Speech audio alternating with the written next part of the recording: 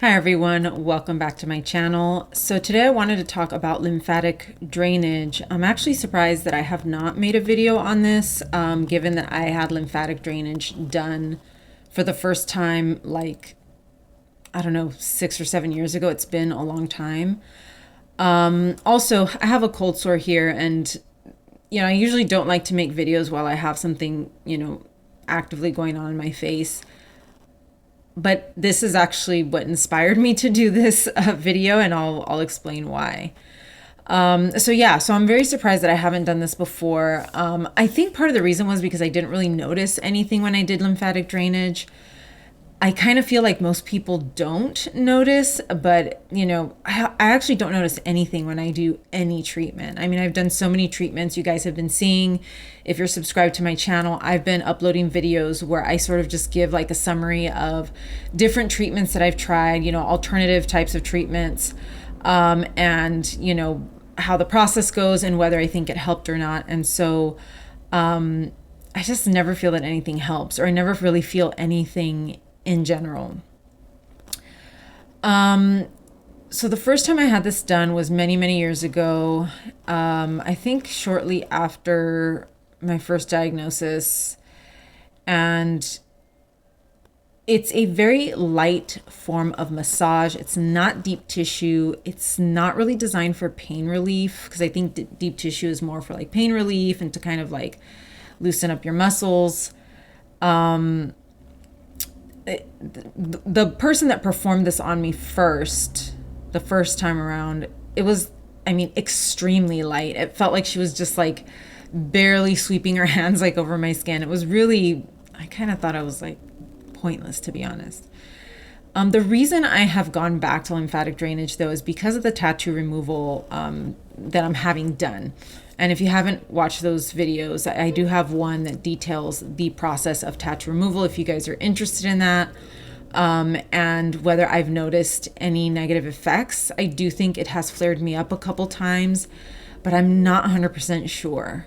So, take it with a grain of salt, because I know that it can affect people.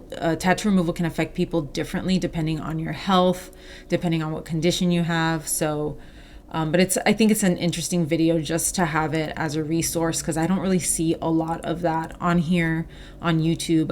Anybody that is chronically ill and going through the tattoo removal process.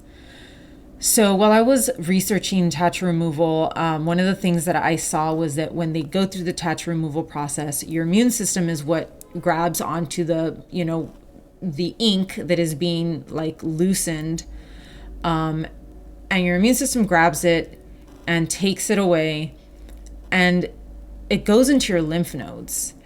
And I was like, that's BS. I was like, it sounded weird to me, but there actually have been like biopsies of people's lymph nodes, people with tattoos, and they have found tattoo ink in the lymph nodes.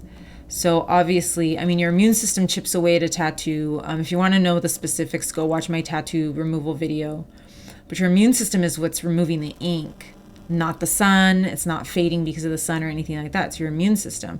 That's why some of the ink ends up in the lymph nodes. If you're doing a removal process, you're removing it at a faster rate. Your immune system is grabbing it and grabbing it. And so my thinking is the ink will end up in your lymph nodes in higher quantities in a shorter period of time. And so I felt that doing lymphatic drainage would be great to kind of move it along and get it out of my body, because tattoo ink contains metals, heavy metals, and who knows what else. We don't really know. And I talk about that in that tattoo removal video. Your lymph nodes help filter fluids and fight infection, which is why they swell up when you get sick. They contain lymphocytes and macrophages that help filter and destroy foreign substances in lymph fluid.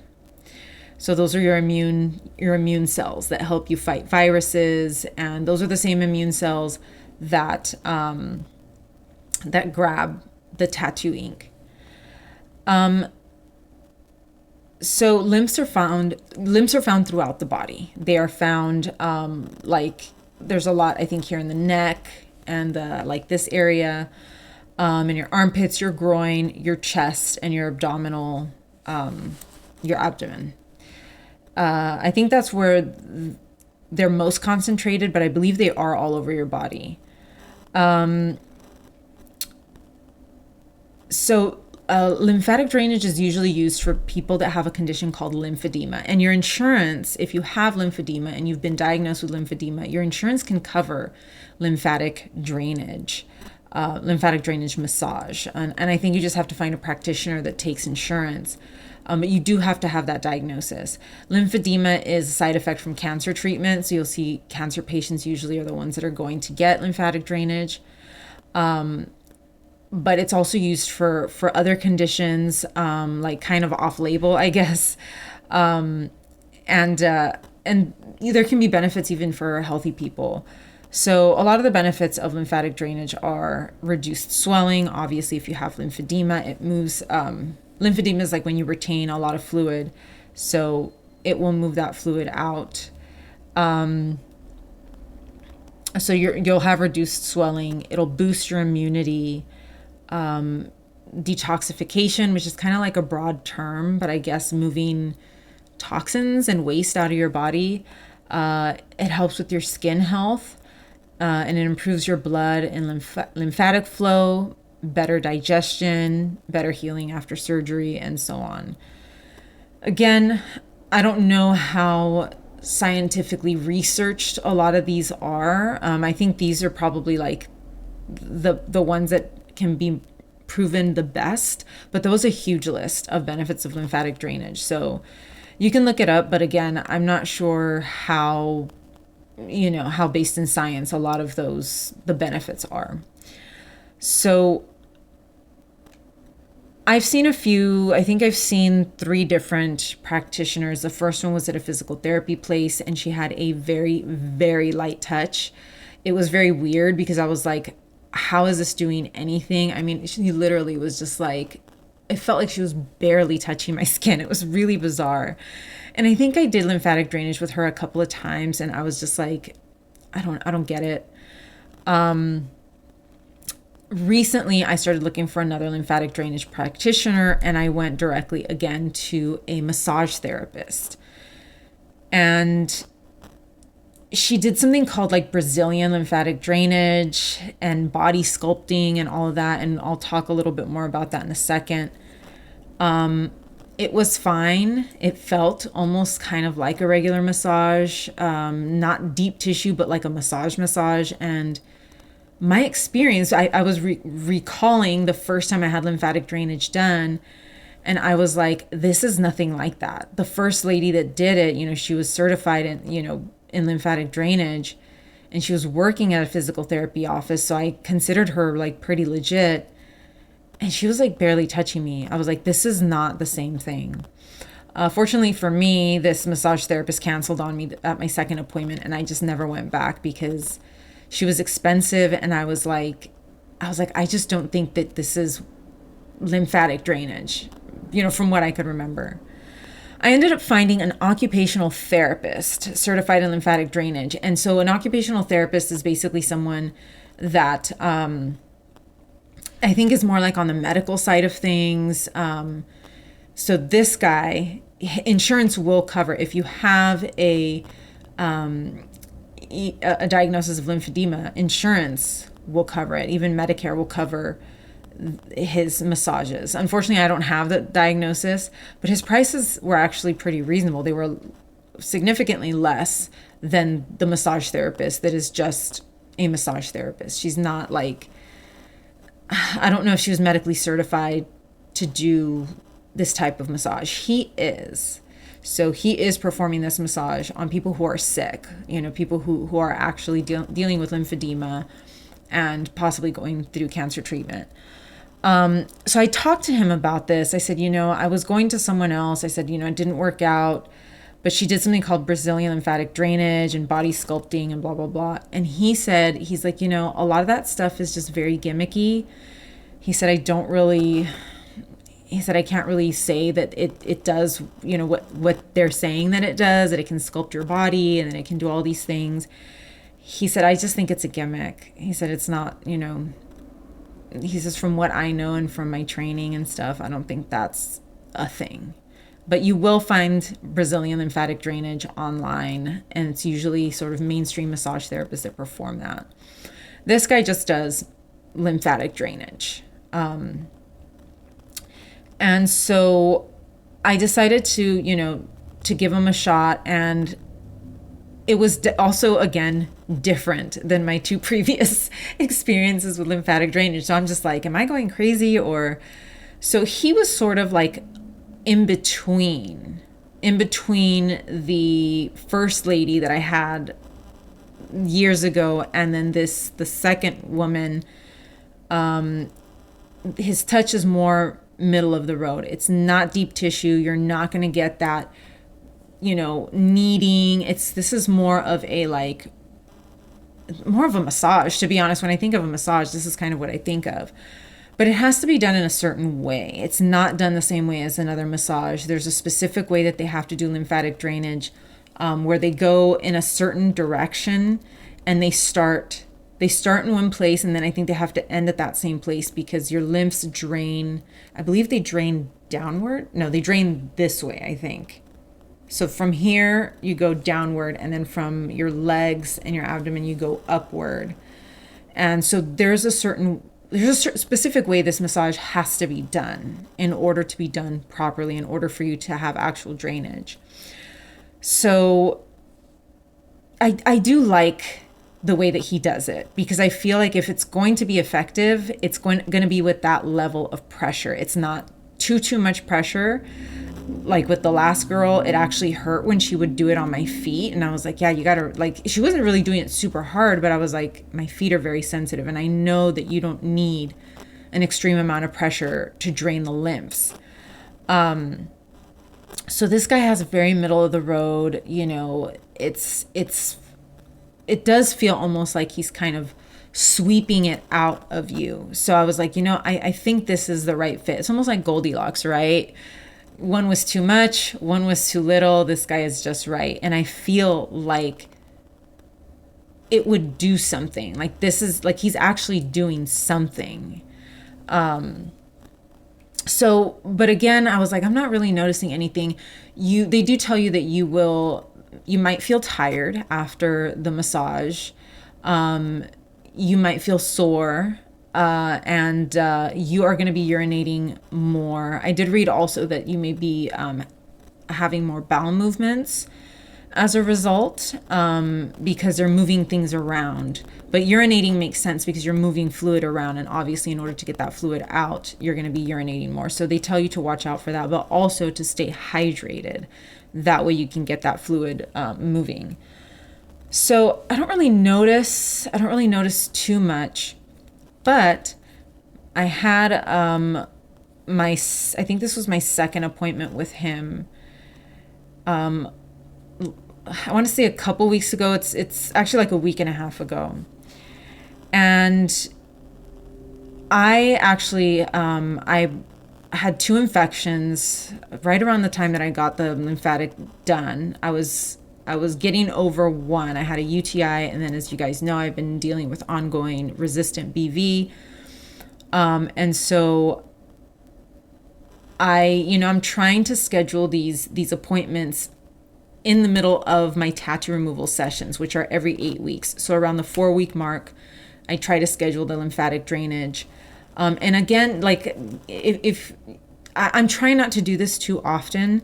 I actually met a guy a way back when, I think before I even did lymphatic drainage, who, we met through our doctor. We had the same doctor, and he had the same diagnosis as me. We both had chronic health issues. And I remember him telling me that he did not tolerate lymphatic drainage. So I was just like, what is this? Like, how bad is this, right? And then I went and did lymphatic drainage and saw absolutely nothing. I experienced nothing.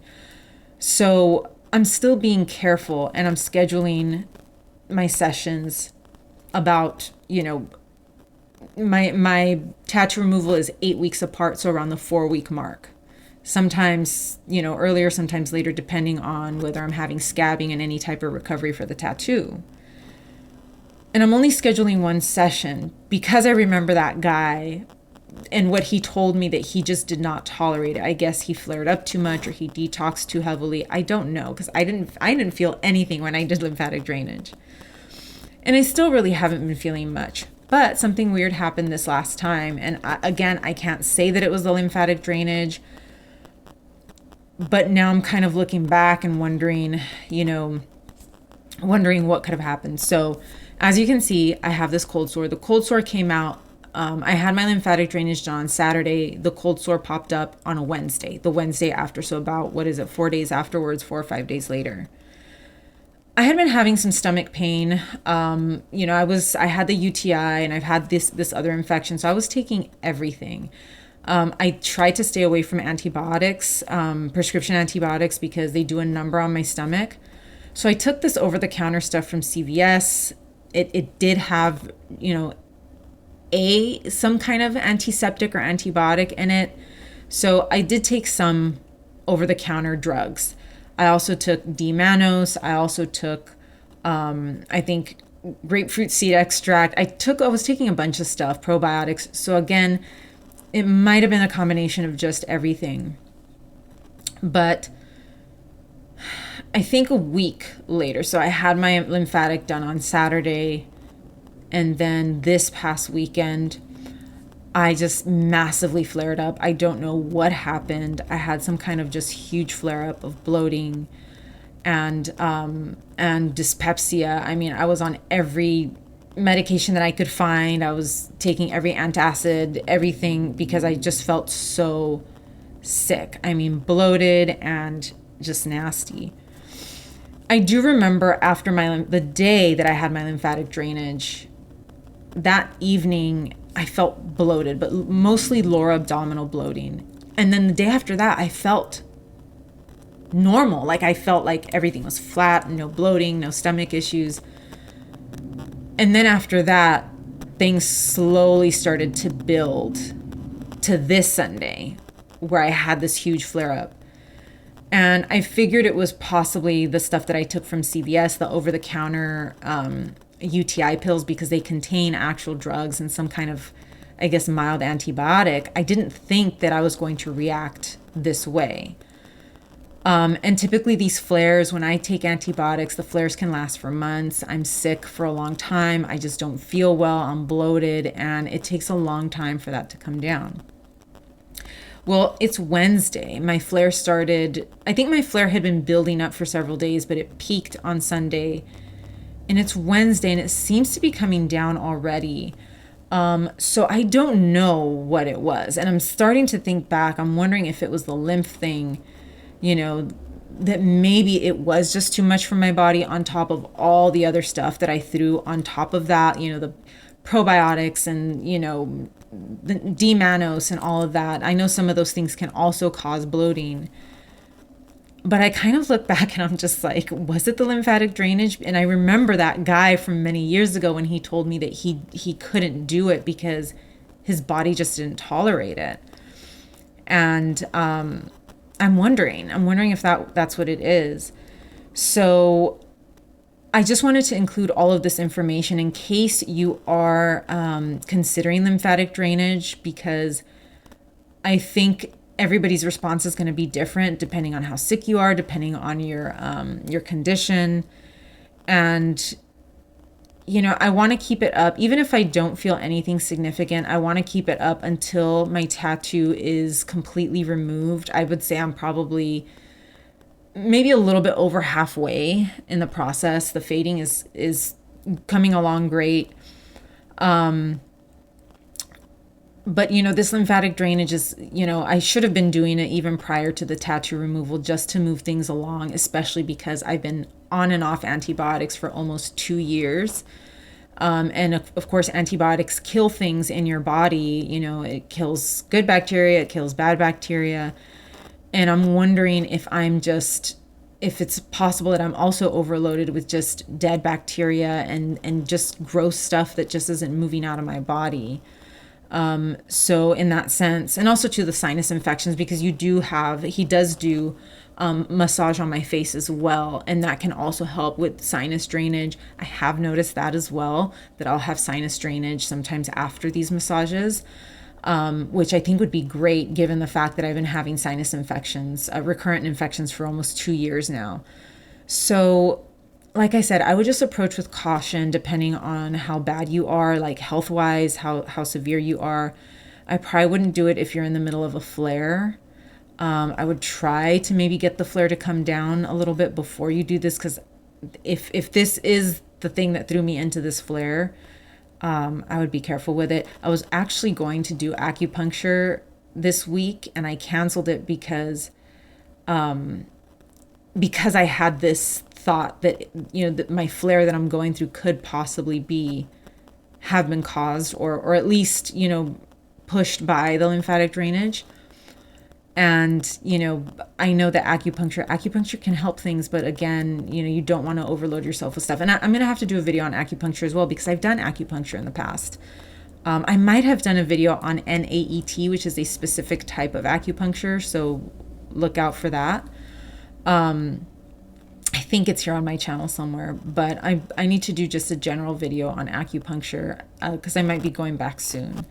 So yeah, if you guys have any other questions, just let me know. I'll try to answer them to the best of my abilities. I'm not a doctor. I'm not a lymphatic drainage practitioner, but these are just some of my recommendations and, just things to watch out for when you're doing this type of massage. So thank you so much for joining me. Please like and subscribe, and I will see you in the next one. Take care.